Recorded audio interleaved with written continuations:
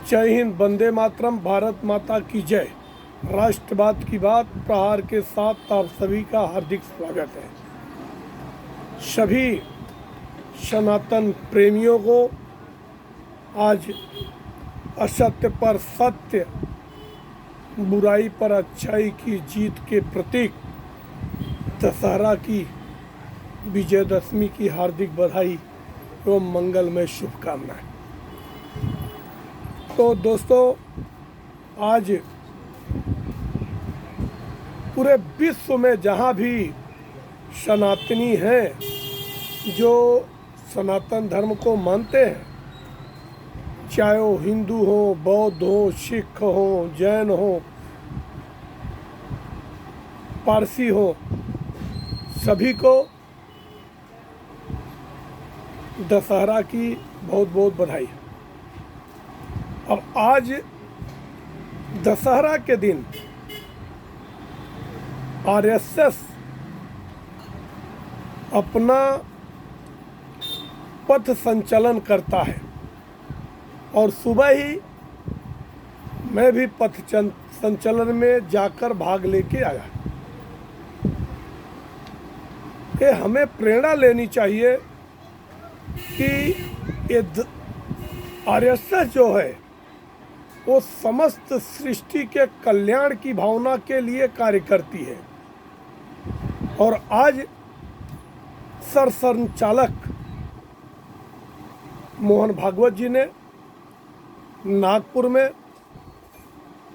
विधिवत शस्त्र और शास्त्र की पूजा की और उन्होंने पूरे देशवासियों को एकजुटता का संदेश दिया। मतलब जिस हिसाब से पूरे विश्व में आतंकवाद और कट्टरवाद की ज्वाला प्रज्वलित हो रही है, उससे निपटने के लिए सभी सबल और निर्बल, देखो हमेशा लोग निर्बलों पर ही राज करते हैं, तो उन्होंने एक संदेश दिया कि सभी सबल व्यक्तियों को, सबल सनातनियों को अपने निर्बल भाइयों की रक्षा के लिए आगे आना चाहिए और एकजुटता का मंत्र उन्होंने दिया है। इसके पहले उत्तर प्रदेश के मुख्यमंत्री महंत योगी आदित्यनाथ जी ने भी यही कहा था कि बटोगे तो कटोगे, और इसी मूल मंत्र के साथ न बटकर हरियाणा में भारतीय जनता पार्टी को सभी सनातनियों ने जाति धर्म से ऊपर उठकर तीसरी बार पूर्ण बहुमत की सरकार बनाने का मौका दिया। और ये संदेश शुरुआत कहाँ से हुई? एक छोटा सा राज्य हिमाचल प्रदेश। तो आज का ये जो मेरा वीडियो संदेश है, किसी से भेदभाव न रखकर सभी सनातनियों को एकजुट होने का मैं लोगों से अपील करता हूं, अनुरोध करता हूं कि अगर एकजुट होंगे, अपने छोटे मोटे अंतर को भूलकर एक बड़ा दिल रखने की कोशिश करेंगे, तो शायद ये जो आरएसएस का सपना है कि एक बार खंड खंड हुए माँ भारती को फिर से अखंडित करना है, और ये अखंड भारत की संकल्पना का मंत्र मैं आज आप लोगों को आरएसएस के माध्यम से देना चाहता हूँ। जो गुरु पर्व है, गुरु पर्व हमें यही सिखाता है। आरएसएस निस्वार्थ भाव से देश में मानवता के लिए काम करती है। अगर कहीं पे किसी प्रकार की नेचुरल कैलेमिटी आती है, आपदा होती है, तो आपदा प्रबंधन से पहले आरएसएस पहुंचती है और आरएसएस के लोगों के आत्मरक्षा के लिए अपना सर्वस्व न्यौछावर भी करने को तैयार हो जाते हैं। जैसे जब 1993 में बहन मायावती की इज्जत आबरू पर समाजवादी पार्टी वाले हमला बोल दिए थे और वो जो कांड हुआ था उसमें बहन मायावती की रक्षा के लिए वो आरएसएस के जो विधायक थे वो अपने जान पे आकर उनको बचाया। तो आरएसएस यही मंत्र देती है कि हम एकजुट हों, मानवता के लिए आगे आए और स्वार्थ, लालच और अपने निजी लाभ से थोड़ा आगे निकलकर देश हित, राज्य हित, राष्ट्र हित और धर्म हित की रक्षा के लिए एकजुट होने की जरूरत होती है। तो आज विषय हिंदू एकता दिवस की थी, तो लगे हाथों मोहन भागवत जी ने बांग्लादेश का भी जिक्र किया। अब बांग्लादेश में जो वहाँ पे काली का बड़ा मंदिर है, जेसोरेश्वरी मंदिर, ये 52 शक्तिपीठों में से एक शक्तिपीठ है और 2019 चुनाव से पहले प्रधानमंत्री नरेंद्र मोदी वहाँ पर जाकर और एक चांदी का मुकुट माता जी को दान किया था।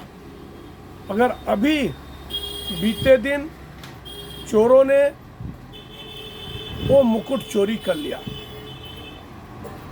वहाँ के जो पुजारी है दिलीप मुखर्जी ने बताया कि चोरी की घटना सीसीटीवी में कैद हुई है।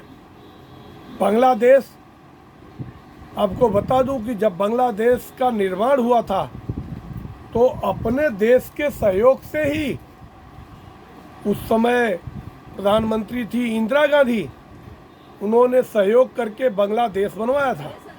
मगर अब बांग्लादेश कट्टरपंथ की राह पे निकल गया है और पहले वहाँ की प्रधानमंत्री शेख हसीना के खिलाफ कट्टरवाद, उग्रवाद पैदा हुआ, छात्रों को भड़काया गया और छात्रों उग्र आंदोलन करके सड़क पर उतरे।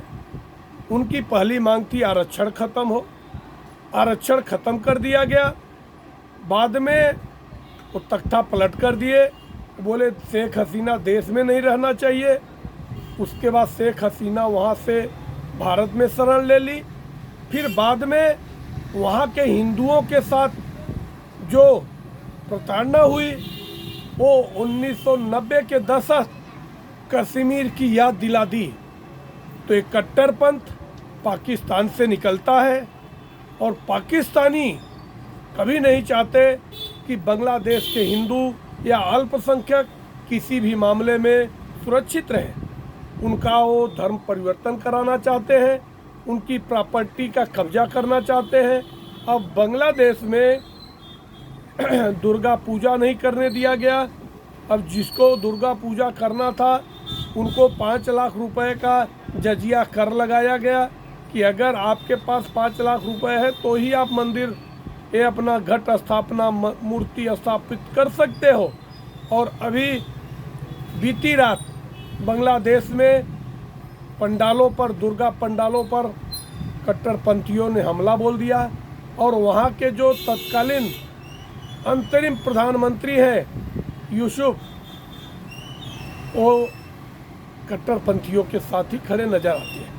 अब ऐसे में भारत सरकार से ये गुजारिश है कि अगर हमारे अल्पसंख्यक भाइयों की बांग्लादेश में इज्जत नहीं हो पा रही, उनकी सुरक्षा नहीं हो पा रही है, तो इतनी बड़ी बहुमत वाली सरकार, मोदी जी की सरकार कड़े फैसले क्यों नहीं लेती है। और यही बात मोहन भागवत जी ने कहा कि जैसे जैसे अपना देश तरक्की कर रहा है। विदेशी ताकतें विदेशी धरती पर षड्यंत्र रच के भारत को अस्थिर करना चाहते हैं, यहाँ पे आतंकवाद फैलाना चाहते हैं, जबकि हमारा देश सर्वे भवन्तु सुखिनः सर्वे सन्तु निरामया इस राह पर, वसुधैव कुटुम्बकम के राह पर प्राणियों में सद्भावना हो, पूरे विश्व का कल्याण हो, विश्व बंधुत्व के मार्ग पर चलता है।